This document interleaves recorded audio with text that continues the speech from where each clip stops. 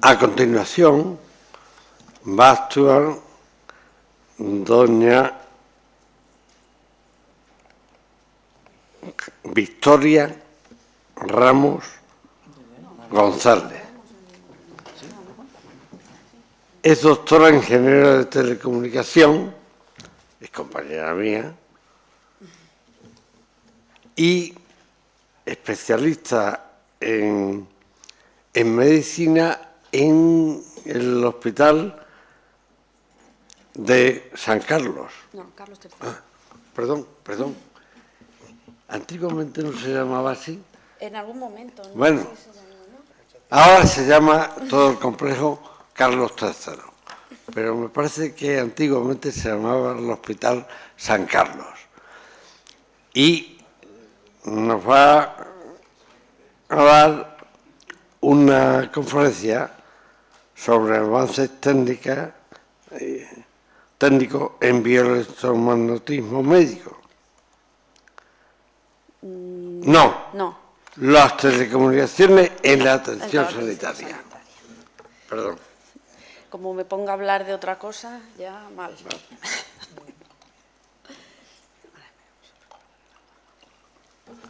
Pues buenas tardes a Usted tiene la palabra. Muchas gracias, Jaime. Bueno, muchas gracias a todos vosotros por estar aquí, por dedicarnos vuestro tiempo a oírnos. También muchas gracias al profesor Amaya, que ha contado conmigo, y por supuesto a todos los organizadores del Instituto de la Ingeniería, el Ateneo, la Fundación de Electrobiomagnetismo, etcétera. Y bueno, encantada de estar aquí, además, en esta escuela que es tan bonita. Y bueno, yo he estado también muchos años, no en esta, pero en otra mucho más fea, pero perteneciente a la Politécnica, y siempre es agradable venir aquí a contar algunas historias. Fundamentalmente, bueno, voy a hablar un poco de la integración de las comunicaciones para el cuidado de la salud de las personas. Una serie de... Como podemos imaginar, toda la preocupación que se ha tenido siempre del cuidado, de la preocupación por el bienestar y la salud de las personas, pues han incorporado todas las tecnologías desde todos los aspectos de lo que ha dado lugar la ciencia del hombre, y las telecomunicaciones pues no podían ser menos. Entonces siempre se han incorporado también al cuidado de las personas. El cuidado de la salud se ha beneficiado de las telecomunicaciones para darle movilidad a ese cuidado. Desde los primeros dispositivos que se utilizaron para comunicarse, ya se utilizaron para transmitir información sobre salud de personas, sobre epidemias. Vamos, para el cuidado de la salud se incorporaron desde el principio de los desarrollos tecnológicos, y todo esto y ese camino lo estamos siguiendo. Todas las tecnologías, incluso emergentes, una de los primeros usos que se le da siempre es para algo relacionado con la salud. Bueno, el cuidado, como hemos dicho, bueno, como sabemos, una parte es a través del contacto físico entre el paciente y el que le proporciona el cuidado, que es el médico. Lo que pasa es que desde muy pronto siempre ha habido una tendencia a proveer ese cuidado en ausencia del contacto físico directo entre el médico y el paciente. Y una de esas aplicaciones, lo que es la telemedicina, se refiere generalmente al uso de las tecnologías de comunicación para dar acceso a ese cuidado. En un hospital podemos imaginar que la movilidad física está presente diariamente en toda la actividad profesional, las visitas en las diferentes salas, visitas a pacientes, visitas a otros pacientes en otras plantas de otras especialidades, comunicaciones con otros colegas, visitas a otros centros, actividades de investigación y docencia dentro o fuera del centro, implica el movimiento de los profesionales de la salud de todo tipo. Como he dicho, desde el principio de las comunicaciones se incorporaron al cuidado, y desde finales del 19 ya se utilizó el teléfono para transmitir señales fisiológicas por medio del estetoscopio telefónico para tareas de telemonitorización y telediagnóstico. También transmisión de sonidos cardíacos y pulmonares que permitían hacer una evaluación del estado de los órganos del paciente. En los primeros años del siglo XX, la población remota de Australia ya utilizaba las radios de galena primeras, alimentadas a dinamo para comunicarse con el servicio del Royal Flying de Australia. También la ayuda se ha utilizado en el mar, se ha utilizado desde los años 20, que se sepa, y para comunicar síntomas o problemas de salud entre personas que estaban en barcos o navegando y su atención al centro sanitario de referencia en tierra. Se utilizaban radios para comunicar a los médicos de las estaciones marinas con los barcos que tenían la emergencia, y también una de las primeras transmisiones de imagen entre hospitales parece que fue en los años 50. Sobre los 60 ya se llevaron las primeras experiencias de los programas espaciales, que también han dado lugar a un importante avance. En Europa, en las plataformas del Mar del Norte, también en los años 70 ya se utilizaba atención remota a los trabajadores que estaban allí. Programas nacionales en países como Noruega, que tienen una situación, la distribución demográfica de la población en una superficie muy grande, muy poca población, pues permite, bueno, digamos que obliga a proporcionar un cuidado a las zonas remotas, acceso remoto al cuidado. También con los 70 hubo la disponibilidad empezaron a estar disponibles los satélites de comunicaciones para permitir los enlaces entre hospitales médicos y paramédicos, como digo, en países extensos y con gran dispersión de población, pues también como Canadá y Alaska.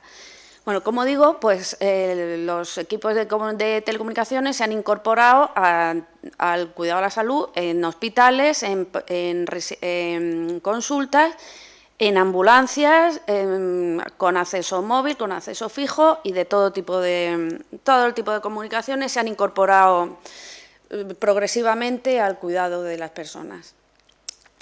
La historia de la telemedicina, pues igual, como digo, cada vez es un mayor número de aplicaciones y de sistemas para la atención, tanto para atención de consulta, por ejemplo, de una segunda consulta, de segunda opinión, acceso remoto a imagen médica.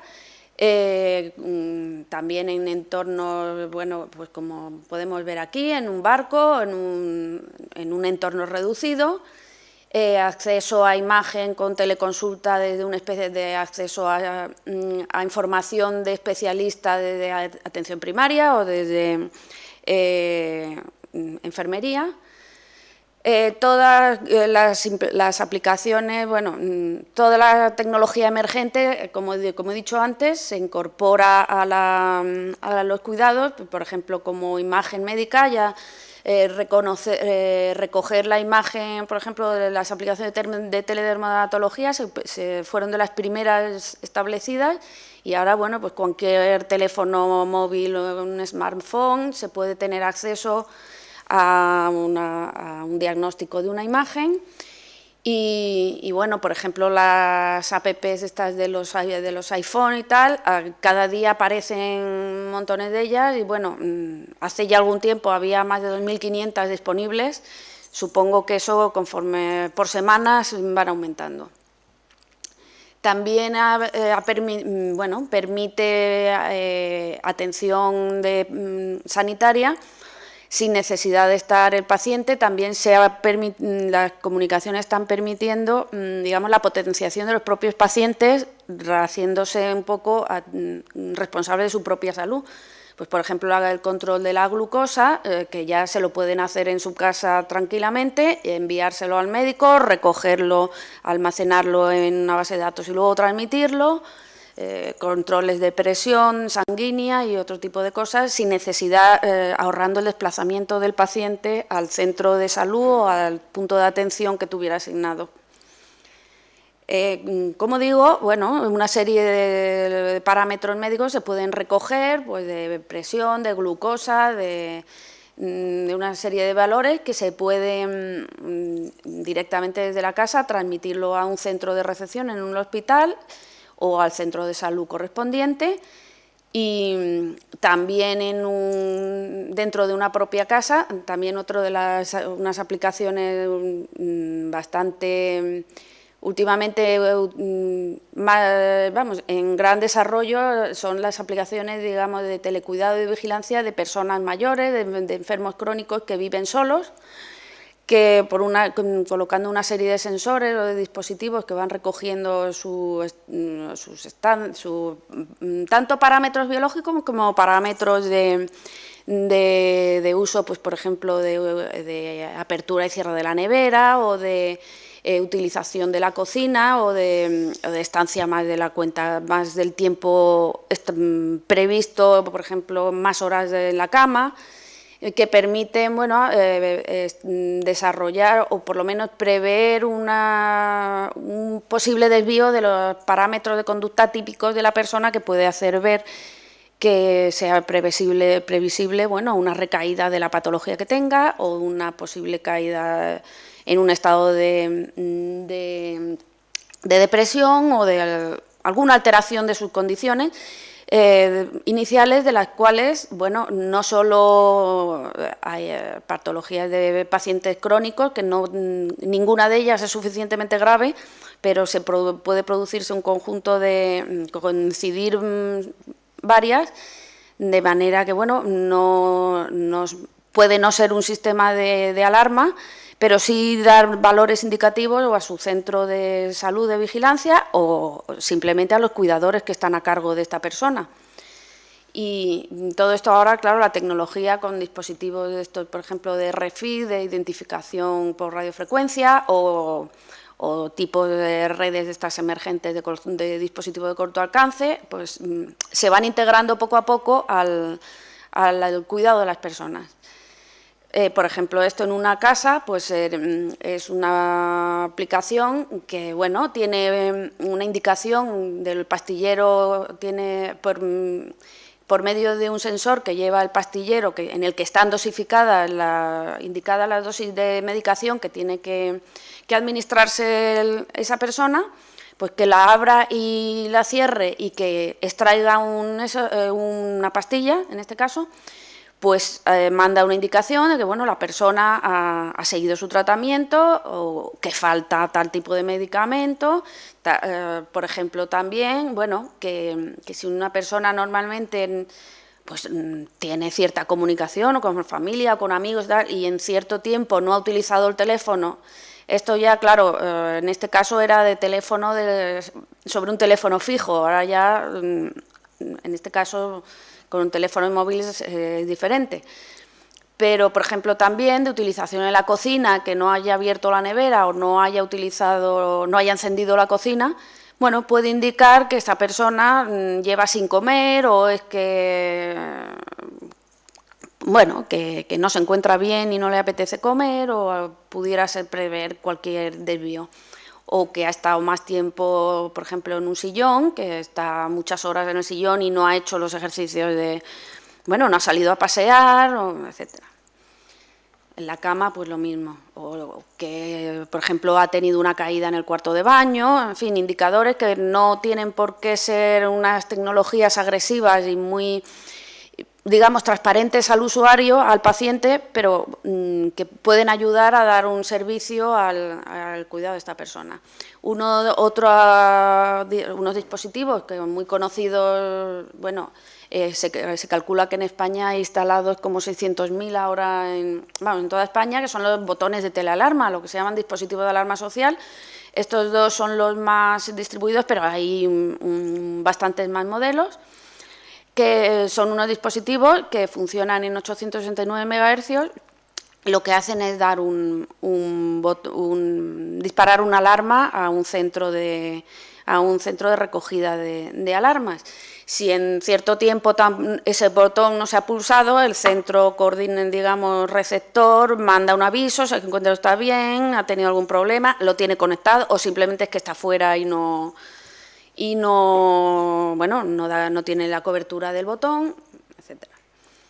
Esto, como digo, pues tienen una central, van a una central, a la red telefónica, que es lo que se instala en la casa, se instala el portátil con un dispositivo en la red fija de teléfono, y esto llega a una central de monitorización que recoge las alarmas, estudia el sistema y gestiona también el cuidado de la persona que tiene el botón. Otro tipo de escenarios, pues son, bueno, como digo, escenarios actualmente las tecnologías nos permiten prácticamente todos los escenarios, tanto el escenario en el cual está en un hospital o un centro de salud, un centro de cuidado, en el cual hay atención, bueno, están la información médica, hay el control de la monitorización, hay sistemas de transferencia de comunicaciones inalámbricos, pero también puede haber una instalación en una casa en la cual hay una monitorización, por ejemplo, cerca de la cama, cerca de una butaca, una generación remota de alarmas para control del paciente, y luego el paciente que puede llevar asociado a sí mismo una red personal inalámbrica. Por lo tanto, si esto va unido a por ejemplo, a un terminal móvil, ya no, el paciente no está sujeto estrictamente o al entorno de su casa o al entorno del hospital, puede estar en el parque o en casa de su familia o con los amigos o donde sea, y el proceso del seguimiento de la salud de la persona pues no tiene por qué alterarse.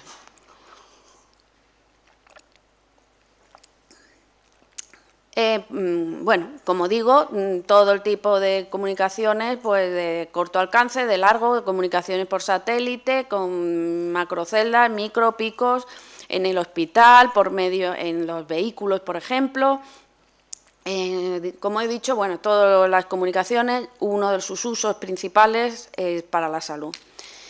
También, claro, esta gran difusión de equipos de sistemas de comunicaciones, ¿a qué han dado lugar? Bueno, a que el entorno personal del paciente pues esté cambiando constantemente.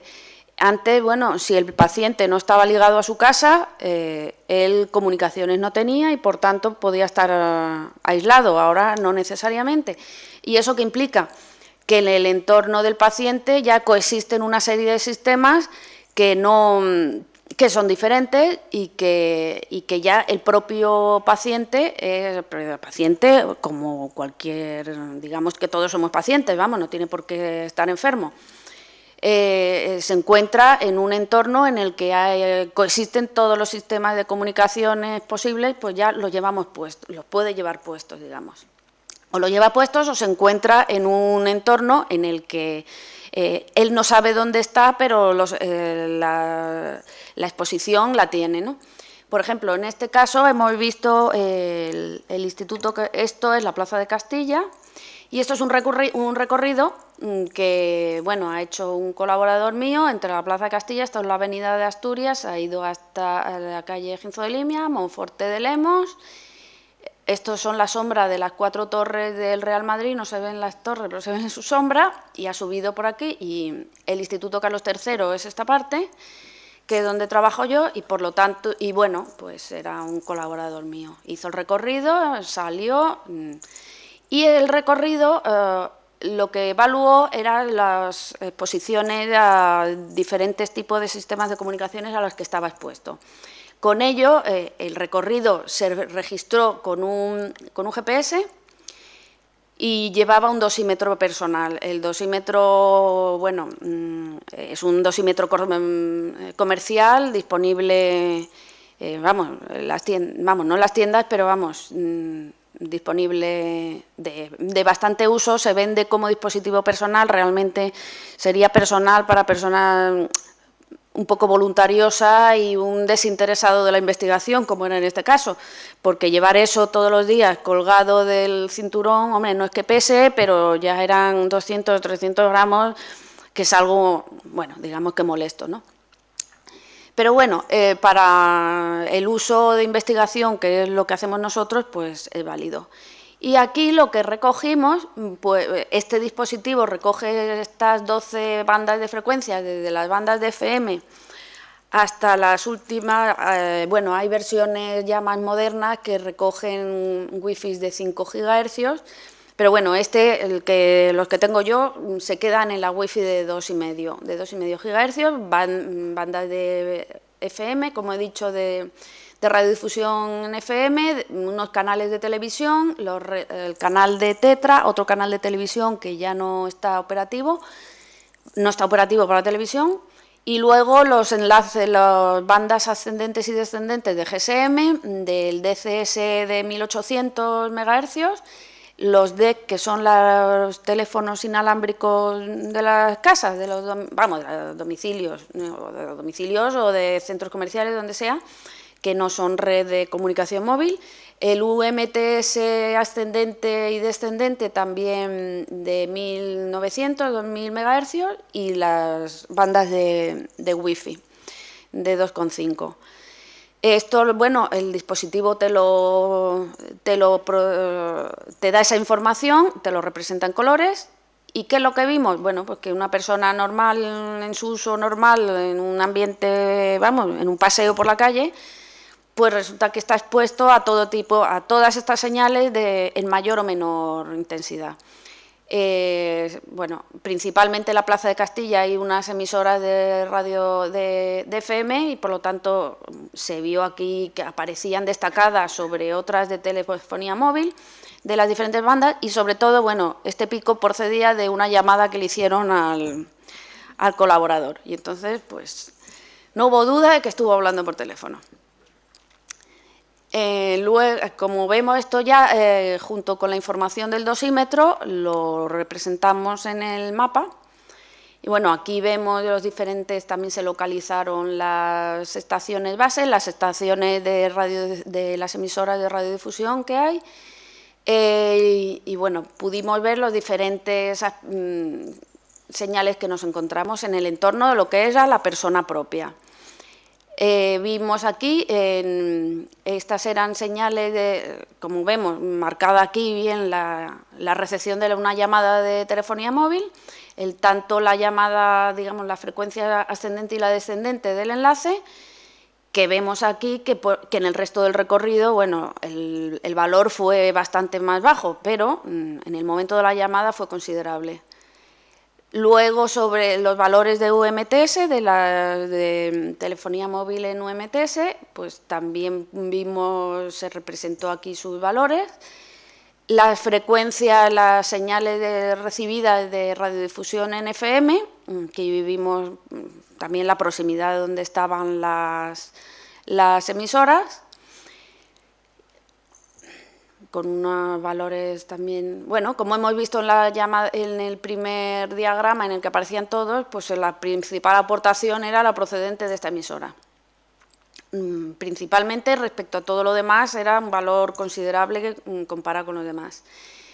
Y luego el entorno con las wifi, pues aquí fue recogiendo las wifi que tenían por aquí, vecinos y demás, bueno, que no eran valores muy eso, pero prácticamente cobertura de wifi en todo el recorrido que había hecho, desde que había salido por aquí hasta que había vuelto.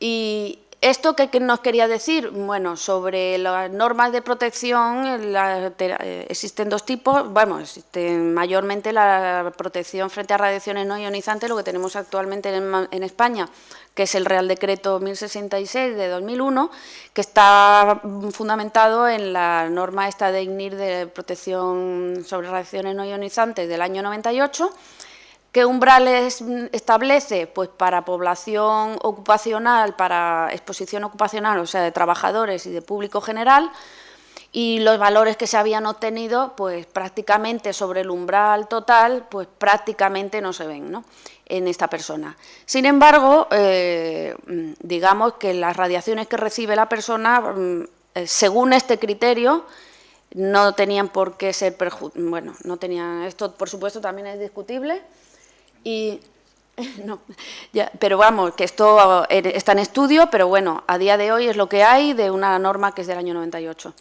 Y luego como curiosidad, pues ya visto esto, profundizando un poco más en estos niveles obtenidos, bueno, pues se ve que en determinadas zonas pues hay contribuciones, pues de cada una no entra en límites de seguridad que alteren las condiciones de seguridad, pero bueno, la composición de todas ellas ya pueden ser niveles considerables. Y sobre todo, como curiosidad, que esta persona, bueno, no, esto era en otro entorno, esto era en un domicilio, pero bueno, los niveles tampoco entran en los...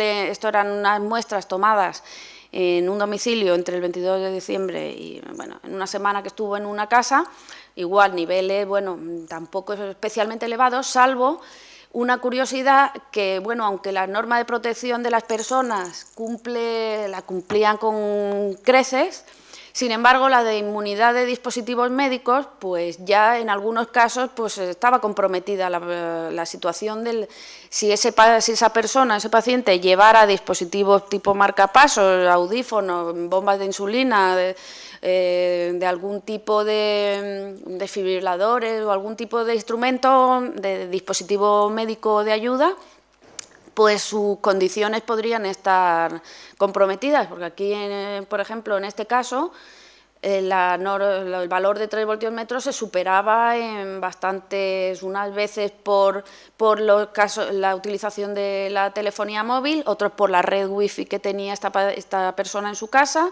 de los teléfonos de CS. Por lo tanto, en conclusión, pues digamos que el éxito de la introducción de las tecnologías de telecomunicación en el cuidado de la salud pues depende de la calidad del servicio, de las facilidades de acceso y la aceptación del sistema pues por médicos, profesionales de la salud en general y por los pacientes. Realmente, como he dicho al principio, las opciones tecnológicas, en mi caso de telecomunicaciones, pero las demás también, pues eso es una cuestión, se ha incorporado una cuestión tan antigua como es el cuidado de la salud y la preocupación por el bienestar de las personas. Y por último, pues muchas gracias a los organizadores y a todos los asistentes.